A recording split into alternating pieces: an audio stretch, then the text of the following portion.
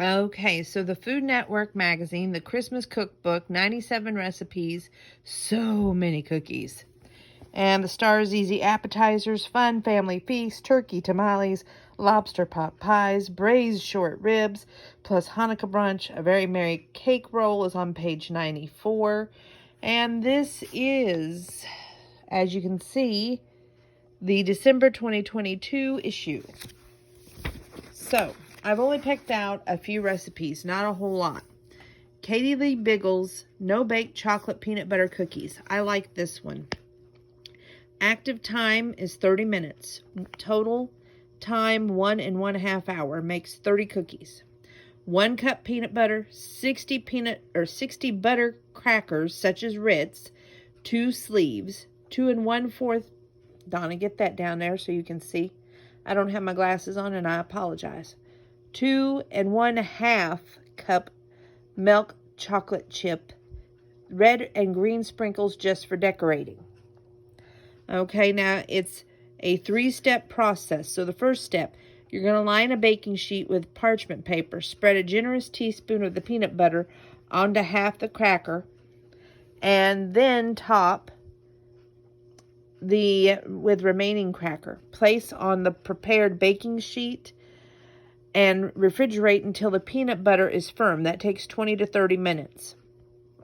And then you're going to put the chocolate chips in a microwave-safe bowl and microwave on medium power in 15-second intervals, stirring after each interval until melted. That's 1 minute and 15 seconds to 1 minute and 30 seconds. You can also melt the chocolate in a double boiler. Use 2 forks to dip each sandwich cookie into the melted chocolate until completely coated. If the chocolate starts to stiffen, return it to the microwave and reheat slightly.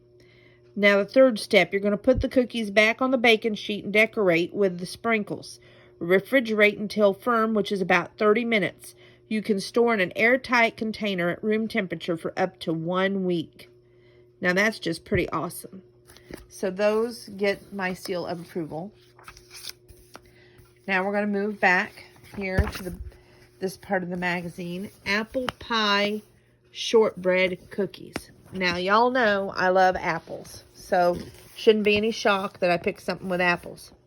You'll need a 3-inch cookie stamp to make these fun design look like snowflakes, stars, or other holiday patterns.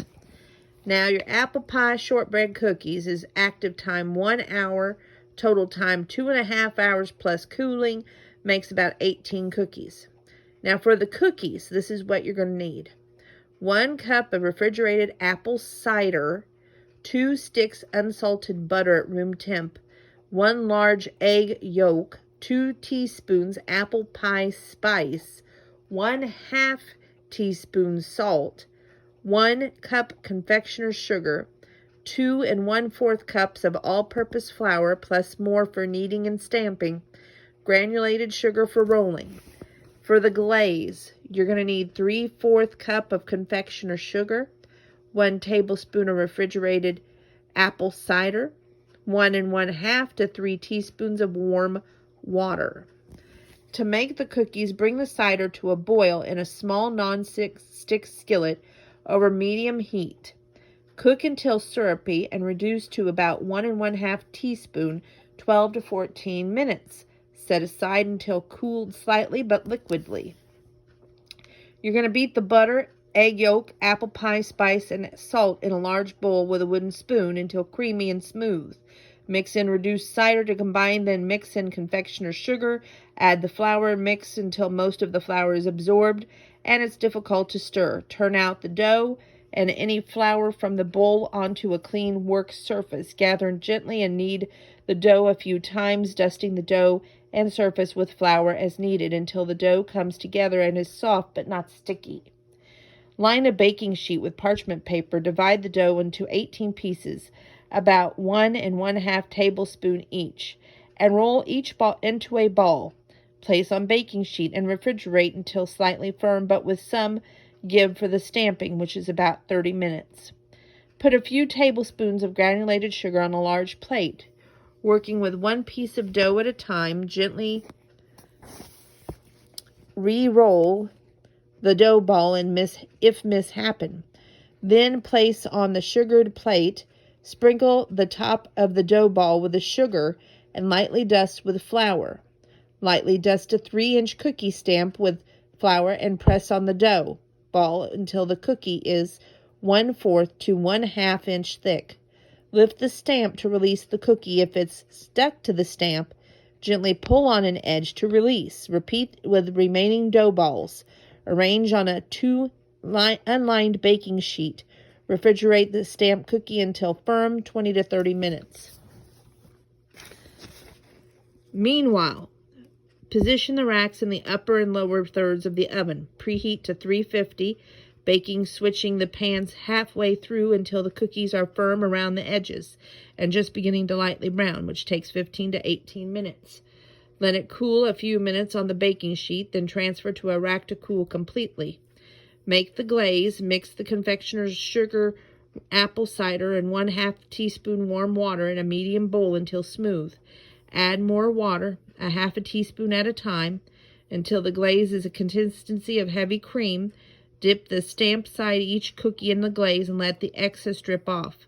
Return to the rack, glaze side up. If the glaze is too thick in the sides of the stamp design, adjust consistency with more water before continuing. Let stand at room temperature, set for about 15 minutes. Okay. And I believe we have peppermint patty cookies. Okay. It says active time is 1 hour. Total time is 2 hours, 10 minutes plus cooling. Makes 42. Now for the cookies, you're going to need 1 1/2 cup of all-purpose flour, 1/2 cup of unsweetened Dutch processed cocoa powder, 1/4 teaspoon baking soda, 1/2 teaspoon of salt, 1 stick unsalted butter at room temperature, 3/4 cup granulated sugar, 1 large egg, 1/2 teaspoon pure vanilla extract, 4 ounces bittersweet chocolate finely chopped. For the filling, you're going to need 1 pound of confectioner's sugar, 1/2 cup of light corn syrup, 1/4 cup of cocoa butter melted, 1 tablespoon pure peppermint extract. For the glaze, you're going to need 8 ounces of bittersweet chocolate chopped, 6 tablespoons of cocoa butter melted, chopped candy canes for the peppermint candies for the topping.